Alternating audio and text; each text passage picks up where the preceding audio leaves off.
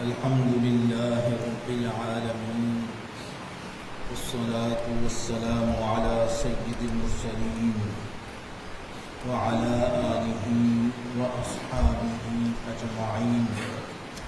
أما بعد، فأعوذ بالله من الشيطان الرجيم. بسم الله الرحمن الرحيم. لقد كان لكم في رسول الله أسوة حسنة. صدق الله العظيم.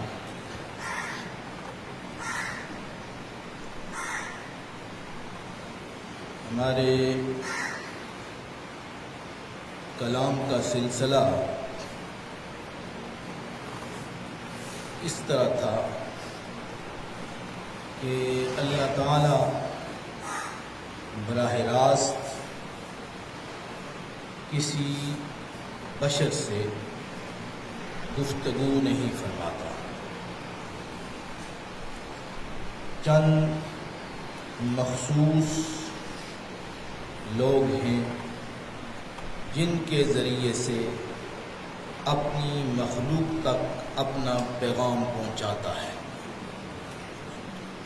اور وہ چند لوگ مخصوص شخصیات انبیاء کرام ہیں، ان کے ذریعے سے اپنی مخلوق تک پیغام پہنچا رہا ہے.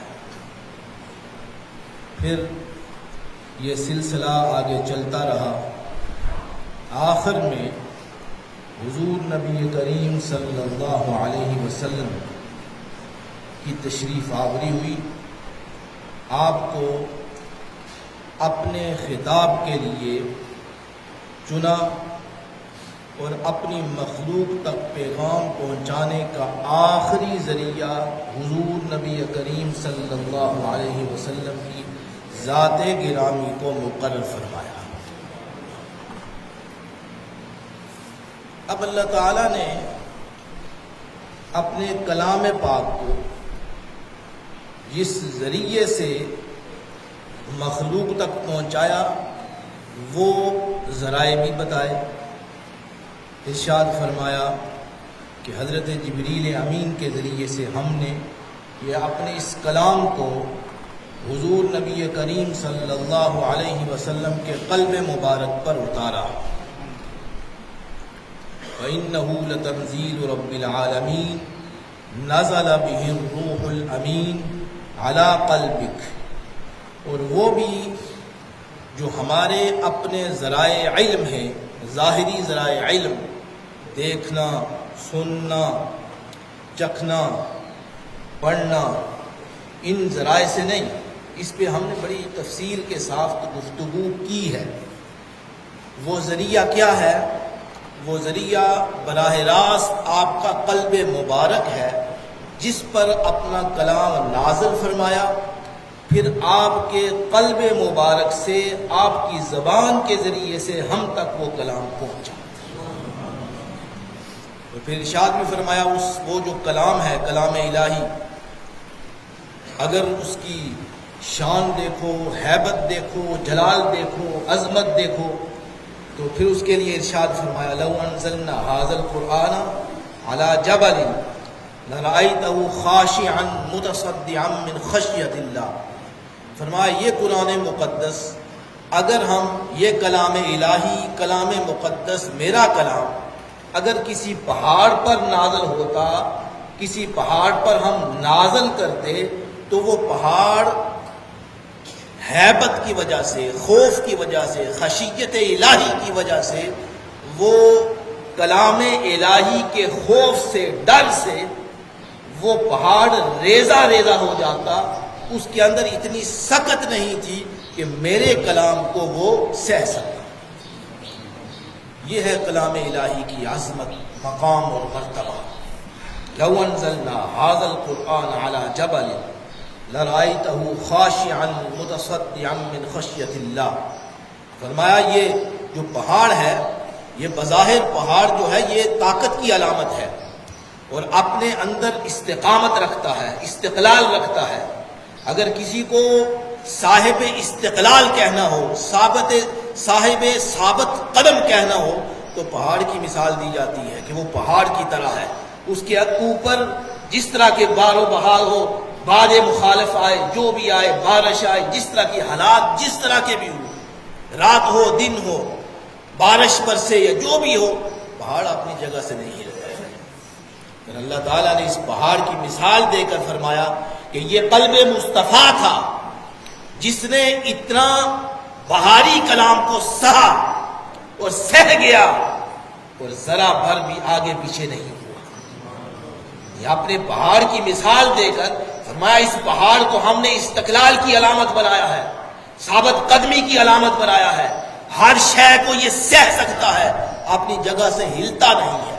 لیکن کلام الہی اگر اس پر نازل ہوتا تو یہ بھی خشیت الہی کی وجہ سے ریزہ ریزہ ہو جاتا، لیکن قلب مصطفیٰ تھا کہ سارے کا سارا کلام ہم نے ان کے قلب مبارک پر اتارا ہے، لیکن وہ قلب مبارک اتنا اس مستقیم اور ثابت قدم رہا کہ ذرا بھی ہلنے نہ پایا۔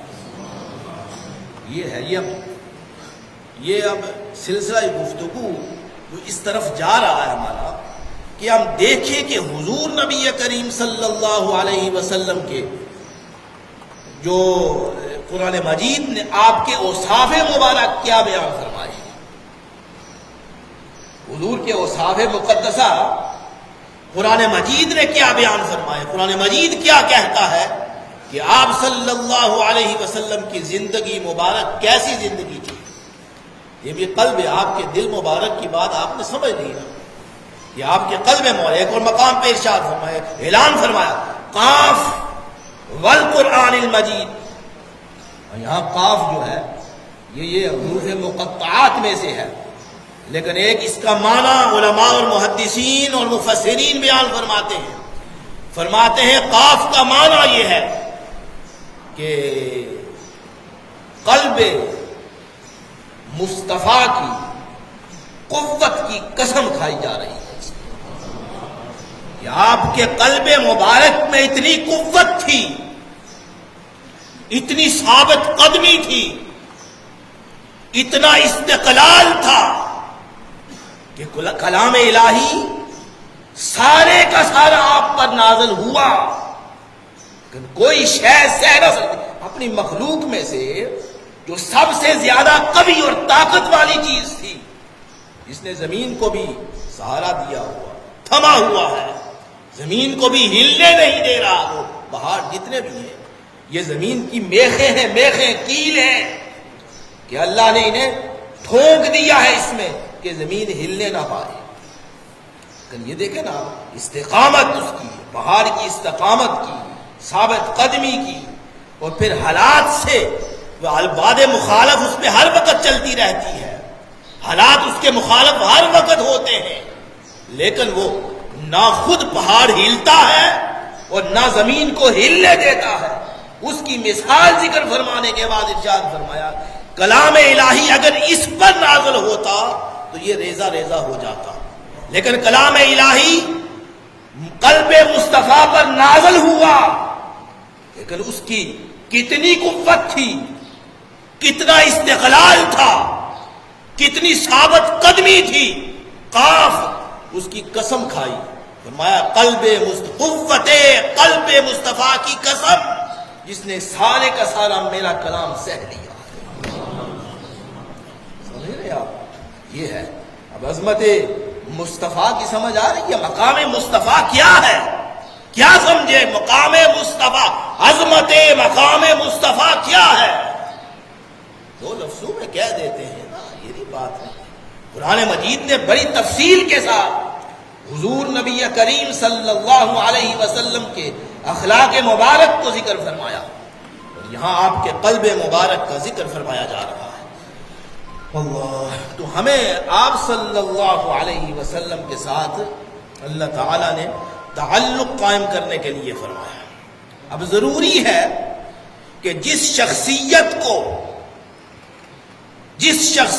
کو ماڈل کے طور پر پیش کیا جائے اس کے بارے میں اللہ رب العزت گفتگو بھی تو فرمائے کہ وہ شخصیت کیسی شخصیت ہے، وہ اس کے عادات مبارکہ کیسے ہیں، ایک مقام پہ ارشاد فرمایا کہ آپ کی پوری زندگی کو بند کر کے رکھ دیا ان الفاظ میں، فرمایا انکا لعلی خلق عظیم، فرمایا انکا لعلی خلق عظیم۔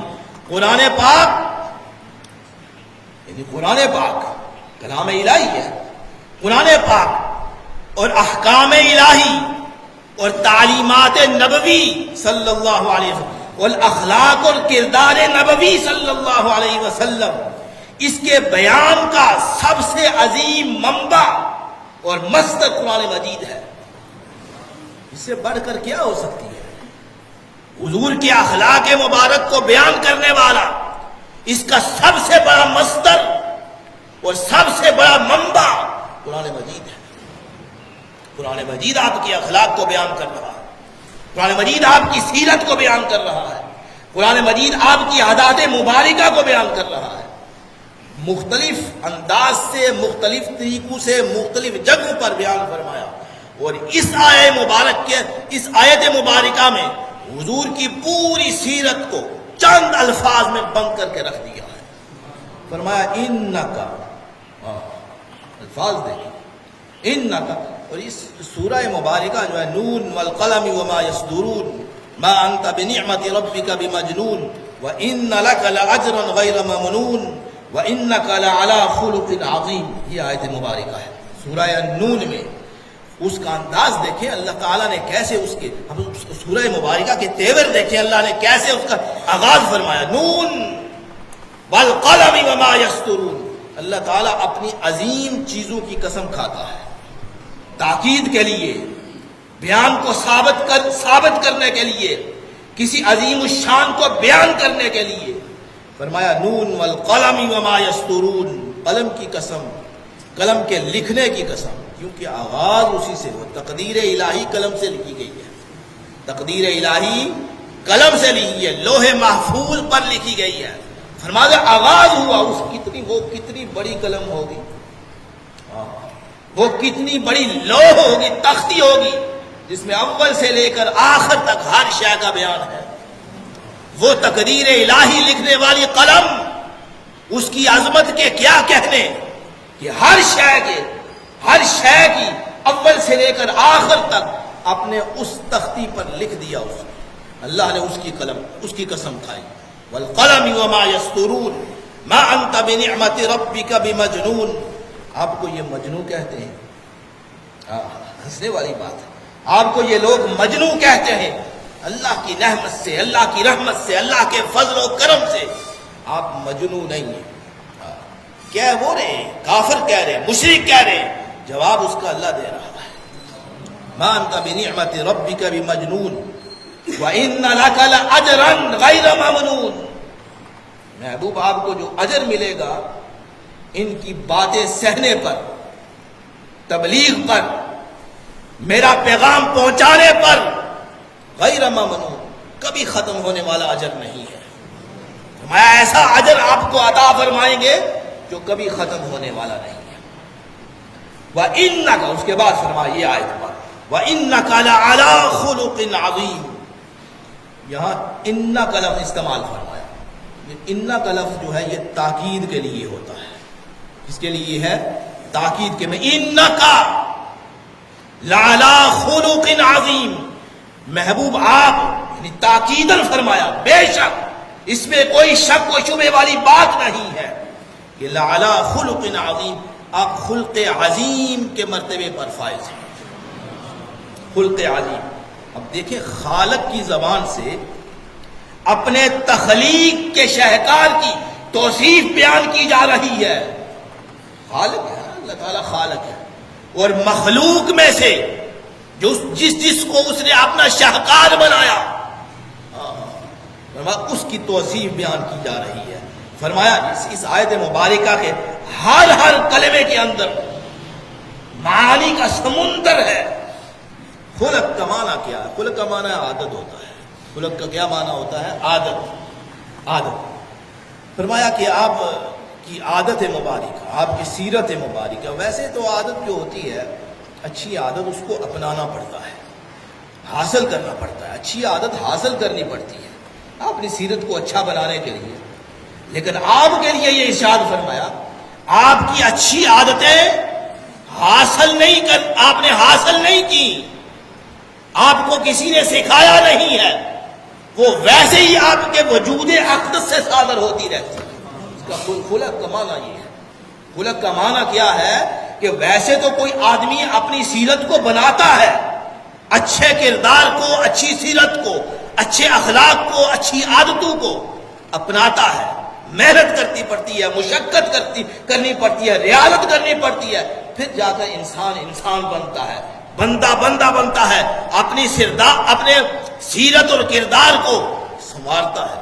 لیکن حضور کے لیے ارشاد فرمایا کہ آپ کی عادات مقدسہ ایسے ہیں کہ آپ کے وجود مقدسہ سے اچھائیاں ہی صادر ہوتی ہیں، باقی اس کے مقابلے میں کچھ نہیں ہو سکتا۔ یہ ارشاد فرمانے کے بعد آگے ارشاد فرمایا صرف یہ صادر ہی نہیں ہوتی، جیسے بعض چیزیں ایسی ہیں اللہ تعالیٰ نے ہمارے اندر رکھ دی ہیں، ایسے آنکھ کا جھپکنا ہے۔ اب اللہ تعالیٰ کی تقدیر ہے کہ ہر وقت ہماری آنکھ جھپکتے رہتی ہے، ایسے کرتی رہتی ہے، یہ اللہ تعالیٰ کی قدرت ہے، اللہ تعالیٰ کی تقدیر ہے۔ کئی چیزیں آ گئی ہیں، دل ہے ہمارا ہر وقت دھڑکتا رہتا ہے، سانس ہے ہماری ہر وقت چلتی رہتی ہے۔ انسان کے جسم کے اندر بعض چیزیں ایسی ہیں اللہ تعالیٰ نے رکھی ہیں جو خود بخود قدرتی طور پر چلتی ہیں۔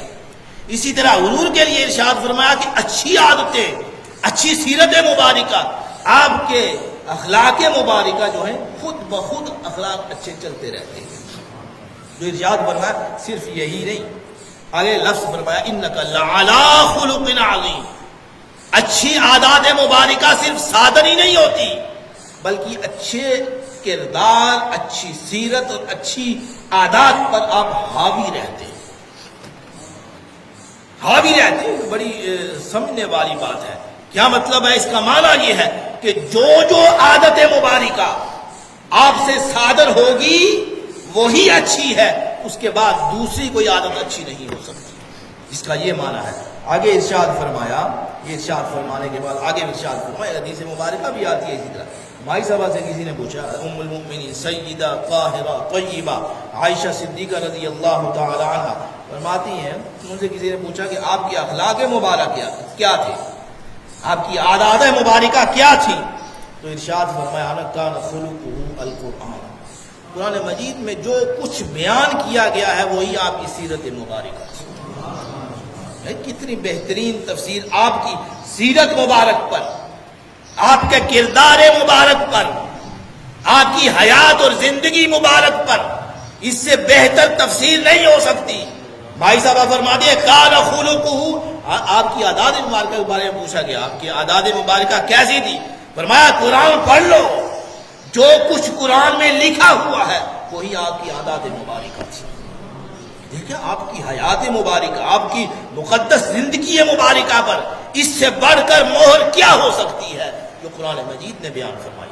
بھائی حضرت محمد بن حکیم ترمذی فرماتے ہیں کہ آپ صلی اللہ علیہ وسلم کا خلق مبارک، عادات مبارکہ عظیم ہے، کیونکہ اللہ نے ارشاد فرمایا انک لعلی خلق عظیم، عظیم بھی ساتھ ارشاد فرمایا،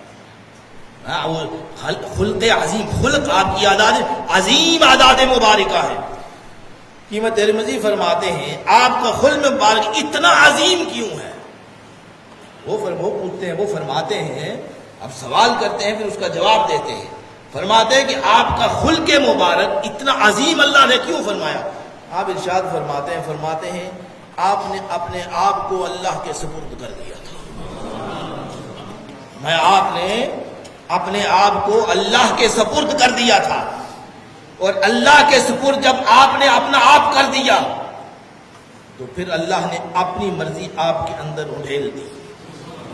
آپ کے وجود اقدس کے اندر اللہ نے اپنی مرضی، اپنی منشا اور اپنے افعال مقدسہ کیا کیے؟